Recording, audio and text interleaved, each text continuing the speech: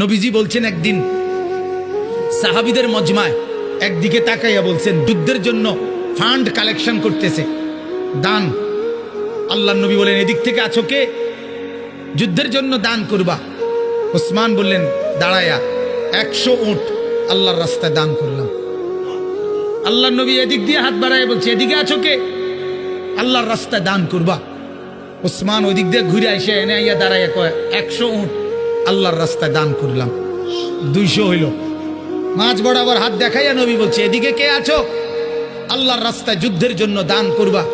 ওসমান এখানে এসে বলছে আল্লাহর রাস্তায় আরো 100 উট আল্লাহর রাস্তায় দান করলাম।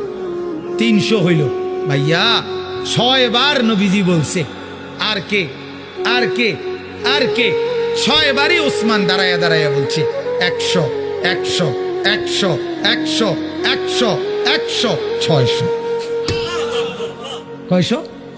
600 উট। এবার আল্লাহর নবী হাসি দিছে আর ওসমান দাঁড়াই আবার বলছে ইয়া রাসূলুল্লাহ 100 ঘোড়াও আল্লাহর রাস্তায় দান করলাম। নবীজি খুশিতে চেহারা মুবারক নূরের চেহারা চিকচিক করছে। হযরত ওসমান বলছে ইয়া রাসূলুল্লাহ একটু অপেক্ষা করেন, আমার দান করা শেষ হয় নাই, আমি ঘরের থেকে একটু আইতে আসি। হযরত ওসমান ঘরে গেছেন, রুমাল বিছিয়ে দিয়া বিবিকে বললেন স্বর্ণ গহনা অলংকার যা আছে সব দাও।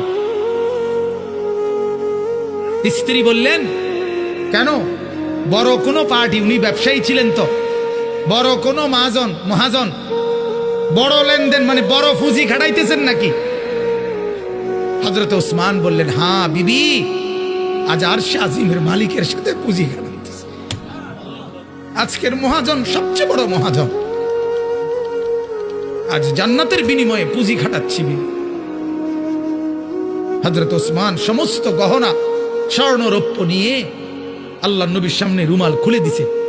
হাদিসে আছে আল্লাহর নবী এক হাতে স্বর্ণের টুকরা এক হাতে রৌপ্যের টুকরা হাতে তুলে আল্লাহর নবী তখন বলছেন আল্লাহুম্মা ইন্নী রাযীতু আন উসমান ফারদি আনহু।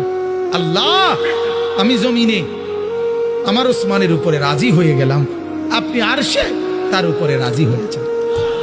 আমি জমিনে রাজি, আপনি আরশে রাজি হন।